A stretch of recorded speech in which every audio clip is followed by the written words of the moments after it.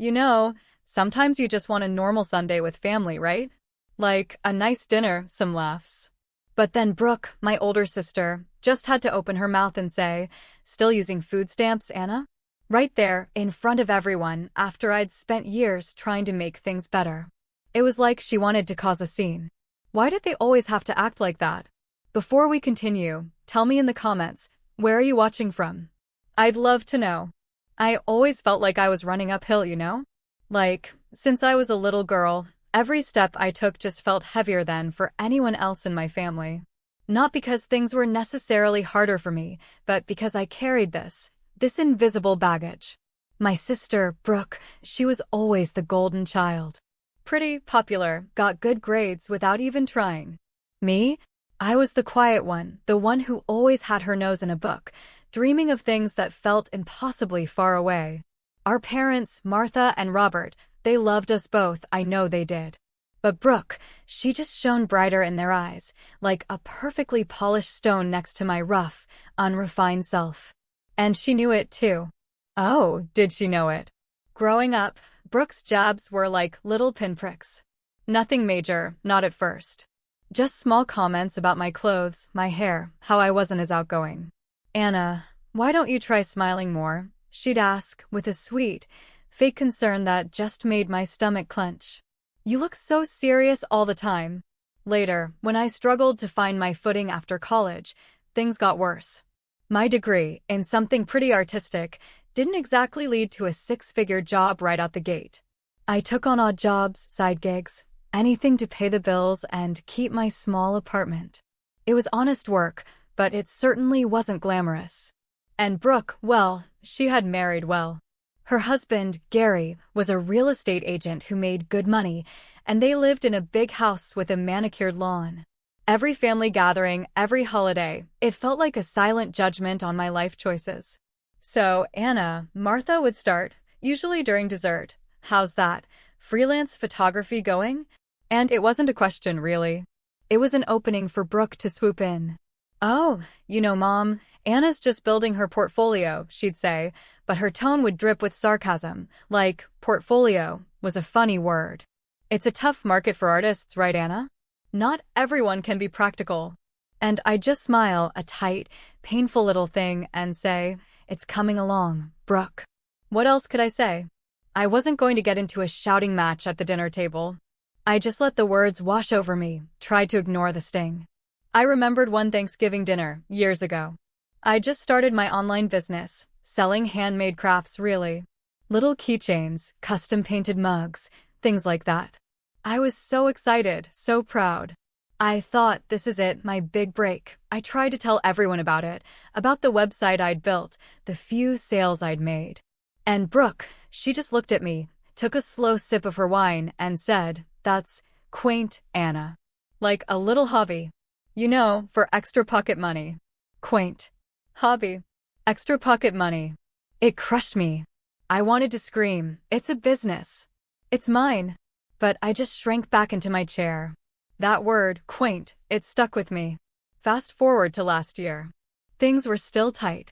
I was pouring every ounce of energy into my new venture, an online platform connecting local artisans with buyers.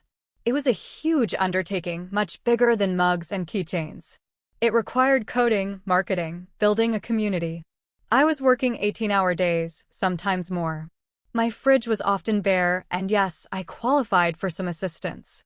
It was humiliating, going to the grocery store with that card, but it helped me put food on the table, allowed me to funnel every extra penny into my business. I kept it a secret from my family, especially Brooke. I didn't want to give her more fuel. Then came that Sunday dinner. It was Martha's birthday, and we were all gathered at Brooke and Gary's big house. The smell of roast chicken and garlic mashed potatoes filled the air. My cousin, Mark, was there with his wife, and Aunt Carol, too.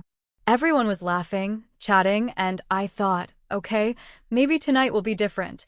I even had a small, handmade gift for Martha, a custom-designed scarf. She seemed to love it, which made me feel a little lighter. We were halfway through the meal, everyone talking about their jobs, their vacations, their kids' achievements. Gary was boasting about a recent property sale. Mark was talking about his promotion at the bank. And then there was a lull. A quiet moment. That's when Brooke turned to me, a small, knowing smirk playing on her lips.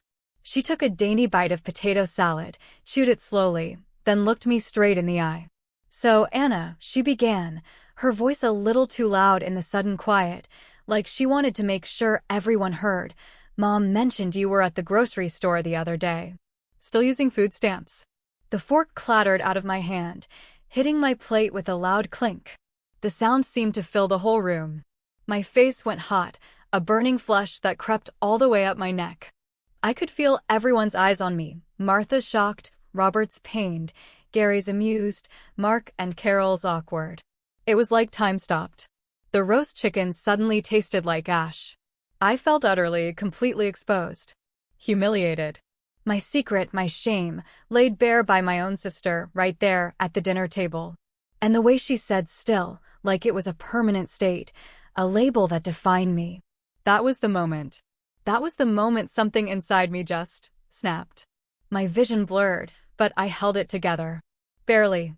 I took a deep, shaky breath, picked up my fork, and forced a small smile. "Yep, Brooke," I said, my voice surprisingly steady, though my hands were trembling under the table. "Still using them. They really help, you know? While I'm building something bigger." The last part was for me, a whisper of defiance I hoped only I could hear. Brooke just laughed, a short, dismissive puff of air. "Right," she said, as if my words were the most absurd thing she'd ever heard. "Bigger." "Of course." Martha quickly tried to change the subject, bless her heart, asking about Mark's vacation plans. The conversation stumbled on, but the air felt thick with what had just happened. I spent the rest of the dinner picking at my food, trying to disappear. Later, as I was helping Martha clear the table, she put a hand on my arm. "Anna, honey," she whispered, her eyes full of concern. "Are you all right?" Brooke didn't mean anything by it, you know. I just shrugged. "It's fine, Mom," I said, though it wasn't. It was far from fine. It was the straw that broke the camel's back.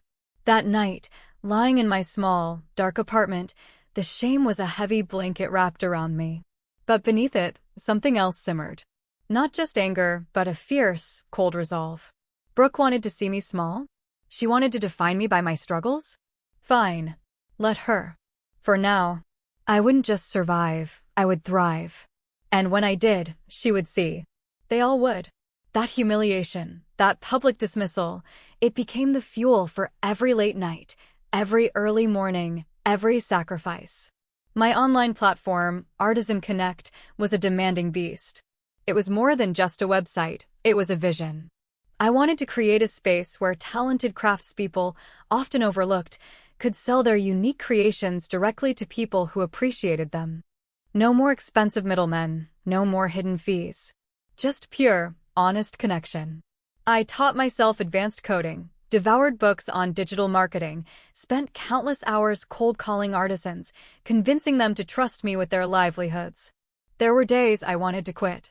Days when I stared at my computer screen, feeling completely overwhelmed, like a tiny boat in a massive storm. One time, I had a huge server crash. Everything went blank. All the data, all the hard work, gone. I panicked. I cried. I felt like a complete failure. Brooke's face, her smirk, flashed in my mind. Quaint Anna. Like a little hobby. That thought, that bitter taste of humiliation, was exactly what I needed. I didn't quit. I spent the next 72 hours straight, fueled by instant coffee and sheer stubbornness, rebuilding everything from scratch, pulling all-nighters, contacting every artisan, apologizing, promising them I would fix it. And I did. Slowly, painstakingly, I brought Artisan Connect back online, stronger and more secure than before. I started reaching out to small business incubators, pitching my idea to anyone who would listen. Most said no. Some laughed. One investor, a gruff but sharp woman named Brenda, saw something in me. Not just in the platform, but in me. She said, "You've got grit, kid. That's something money can't buy." Her investment wasn't huge, but it was enough to hire a small team, 2 part-timers who believed in the vision as much as I did. David, Marketing was fresh out of college, and Sarah, a brilliant web designer. They became my rocks, my allies. Anna, David would say sometimes, during a late-night brainstorming session, you never talk about your family. Everything okay? I'd just smile vaguely. Oh, families are complicated. Mine's a work in progress. I kept my personal life, especially the Brooke-sized hole of negativity, completely separate from my work. My work was my sanctuary, my battleground, my revenge. I didn't want their skepticism, their judgment, to touch this. Months turned into a year. Artisan Connect grew. Not overnight, not with a bang, but with a steady, quiet hum. Word spread among artisans. Buyers loved the unique selection and the direct connection to creators. We started getting press, small online blogs at first, then local news articles. I was careful not to let my family see too much. I deleted social media tags from family events, rarely posted about my work on my personal accounts. I wanted them to see nothing. I wanted them to keep thinking I was still just Anna, the struggling artist. I cultivated that image almost deliberately. When I went to family dinners, which were less frequent now, I dressed simply, talked generally about my business, without specifics, and avoided Brooke's bait. She'd still try, of course. Still doing those crafts, Anna? She'd ask with that same smirk. Making enough to keep the lights on? I'd just smile, a genuine smile this time, but one that hid 1,000 secrets. Oh, I'd say, things are developing. And inside, I'd think, just wait, Brooke. Just wait. The truth was, Artisan Connect was not just developing, it was exploding. We landed a major partnership with a national retail chain for a pop-up shop concept. Our user base doubled, then tripled. I was hiring more staff, moving into a bigger office. The revenue numbers were climbing. Fast. It was exhilarating, terrifying, and utterly consuming. I was finally seeing the fruits of all that labor, all those sleepless nights, all that quiet determination. The waiting part wasn't just about my family's reaction. It was about nurturing my creation, letting it grow strong enough to stand on its own. I built it in silence, out of the spotlight, deliberately keeping my family, especially Brooke, in the dark. I wanted the reveal to be undeniable. I wanted it to hit them like a freight train. And that day was coming, faster than any of them could imagine. The morning I got the call from Forbes, I almost dropped my phone. I remember David was in the office, sketching out a new ad campaign, and I just stared at him, wide-eyed. Anna, he asked, are you okay? You look like you've seen a ghost. I could only manage a croak. Forbes, I whispered. They want to do a feature. A cover story. David let out a whoop, jumping up and high-fiving me. It was surreal. All those years, all those quiet struggles, the quaint hobbies, the food stamps, it was all leading to this. The article went into detail about my journey, the hurdles, the vision behind Artisan Connect. It highlighted our exponential growth and, yes, it mentioned my net worth. $6 million. It felt like a number belonging to someone else, not the girl who used to count pennies for ramen. The photo shoot was a whirlwind. I felt so out of place in the fancy studio, with hair and makeup artists fluttering around me.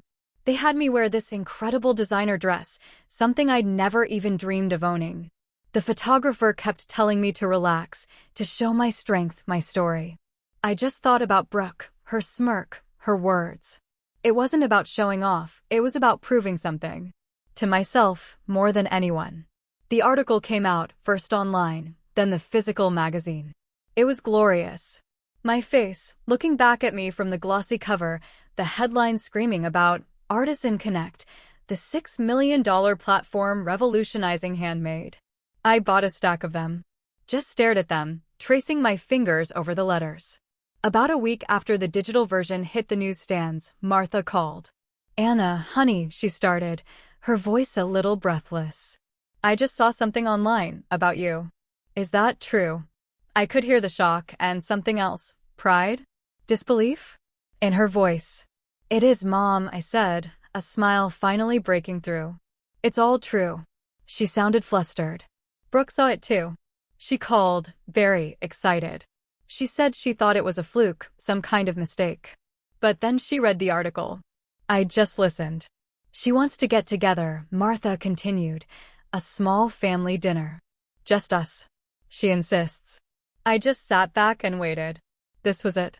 The moment I'd been working for, consciously or unconsciously, for years. I knew what this dinner was about. It wasn't about celebrating me, it was about them trying to understand, to process, to reconcile the Anna they knew with the Anna on the cover of Forbes. The dinner was set for the following Sunday, again at Brooke and Gary's house. I debated what to wear. Part of me wanted to show up in a full ball gown, diamonds glittering. But no, that wasn't me. I chose a smart, simple dress, elegant, but understated. No need to rub it in visually. The real statement was already made. When I walked in, the atmosphere was different. Brooke was there, Gary, Martha, and Robert. No cousins or aunts this time. They were all standing in the living room, almost like they were waiting for me. Brooke actually gave me a hug. A real hug. Not one of her awkward side pats. Anna, she said, her voice strained, a smile plastered on her face that didn't quite reach her eyes. Wow. Wow. Congratulations. We saw the article. Gary, usually so loud, just gave me a solemn nod and a strange, almost respectful look. Martha and Robert looked at me with a mix of awe and confusion. We sat down for dinner, and the small talk was excruciating. It was all about the weather, Martha's garden, anything but the elephant in the room. Finally, Martha couldn't hold it in any longer. Anna, she began, that magazine, it's just incredible. We're so proud. Robert squeezed my hand. We always knew you had it in you, kiddo. I just smiled. They always knew?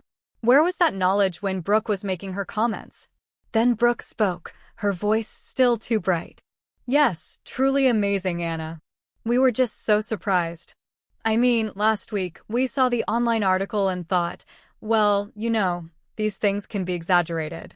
But then the physical magazine arrived today. On Gary's doorstep, of all places. We thought it might be a fluke at first, but then we saw the actual cover. With you on it. She paused, taking a sip of water, then added, it's just incredible. And all those numbers. A $6 million net worth. Who knew? The carefully constructed surprise, the casual mentions of last week, and fluke, it was all part of her trying to downplay it, trying to make it seem like she was just innocently mistaken. I looked around the table, a calm settling over me that was almost frightening. This was it. This was the moment for my carefully orchestrated revenge, not with anger, but with quiet truth. I put my fork down, carefully, deliberately. Brooke, I said, my voice soft, but firm, you were right. Everyone looked at me. Brooke looked genuinely confused. Right about what? She asked. About the food stamps, I clarified, my eyes locking with hers. That night, at Martha's birthday dinner, you asked if I was still using them. And I was. Every penny I saved, every bit of assistance I got, went straight back into Artisan Connect. I was building something, just like I told you. Something bigger. The air thickened, heavy with unspoken accusations and dawning realization. Brooke's face went from confused to pale. Her carefully constructed facade crumbled. Gary looked down at his plate, embarrassed. Martha and Robert just stared at me, their expressions a mix of understanding and regret. It wasn't a hobby, Brooke, I continued, my voice gaining a steady strength. It was a dream, built with grit and sacrifice, while everyone, including you, dismissed it as quaint or laughed about my struggles. It wasn't a fluke. It was years of grinding, of pouring my heart and soul into something I believed in. And yes, it included relying on whatever help I could get to make ends meet, because I believed in this vision that much. I paused, letting my words sink in. No shouting, no theatrics. Just the quiet, undeniable truth. The truth of all those sleepless nights, the sting of every condescending comment, the fuel that humiliation provided. I picked up my wine glass, taking a slow sip. So yes, I finished, a small, knowing smile finally gracing my lips. I just sat back and waited for the right moment. For Artisan Connect to speak for itself. For the Forbes cover to drop. And it had. It dropped right into their perfectly manicured lives, shattering their preconceived notions about me, proving that quiet resolve could indeed make the loudest statement. The silence at the table was deafening. It was a silence filled with respect, regret, and the undeniable truth of a revenge served cold and perfectly just. My story was finally heard, not through pleading, but through undeniable success. What a journey it has been. I wonder what part of my story resonated with you the most?